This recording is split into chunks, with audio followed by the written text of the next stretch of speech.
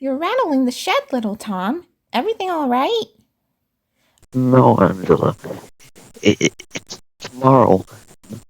My first passenger run. Oh, yes, the early morning express to Market Town. That's wonderful. A lovely, easy route to start with.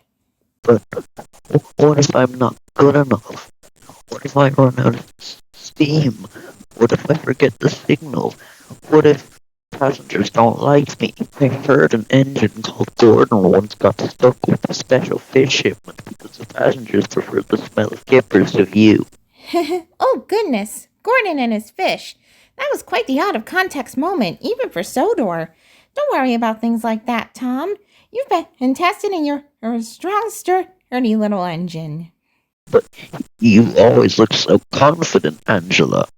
Like you were born knowing how to be a railway engine. Nonsense. Every engine has a first day, Tom. It was my first day when I learned one of the most important lessons of all. Would you like me to tell you about it? It might help you sleep. Yes, please, Angela. It was years ago when I was just a fresh coat of paint and a lot of untapped power. I was assigned to a goods yard for my first job. I was so excited I practically whistled off my own safety valve. A goods yard? Was it busy? Chaotic.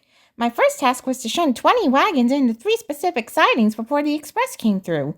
Easy, right? I went to couple up to the first 10 and found they were all labeled with a bright yellow sticker that simply read, "Do not look directly at this wagon." What? Why? No one knew. My driver and firemen just scratched their heads. Then the yardmaster came over looking very stern. He pointed to the "do not look" wagons and said very seriously, "Angela, your most important job today is to make sure these wagons are shunted exactly between the green wagon and the bright purple wagon." Okay, that sounds tricky. And the yardmaster just looked at the ducks, then back at me and said, "Ah, I've seen you found on the Prime Minister's emergency quackers. Right, you know what to do." And he walked away. But what did you do? I panicked. I had "do not look" wagons, a purple wagon, a green wagon, and a wagon full of very dignified ducks. I tried to shunt the "do not look" wagons, but my driver kept accidentally looking at them and then claiming he could hear spoons arguing. Spoons arguing? Yes. Finally, my fireman, who was a very sensible man named George, told me to stop. He said, "Angela, look at the rails, not the labels. Don't worry about the ducks or the spoons." So I ignored the strange labels, the arguing spoons, and the incredibly well-dressed waterfowl.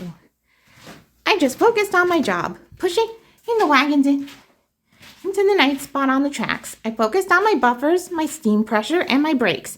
I didn't let the silliness confuse the actual work. And you know what, Tom? I managed it. I pushed and pulled and shunted, and then the express came and went, and all 20 wagons were exactly where they needed to be. And the do not look wagons?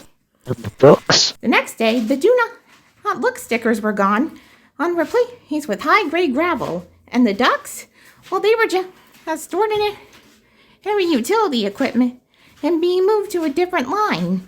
The yardmaster never mentioned the spoons again. So, you focus on the tracks and the work? Exactly. The things that worry you, like the passengers not liking you or the confusing stories you hear, they are just the equivalent of silly stickers and well-dressed ducks. They are distractions. Your job tomorrow is simple. Take the passenger safely from point A to point B. Watch the signal, listen to your driver, and keep a steady head of steam. You are a railway engine, Tom. You know how to do this. Thank you, Angela. That was a very strange but helpful story. I think I can handle a few passengers now, even if they smell like arguing spoons. That's the spirit.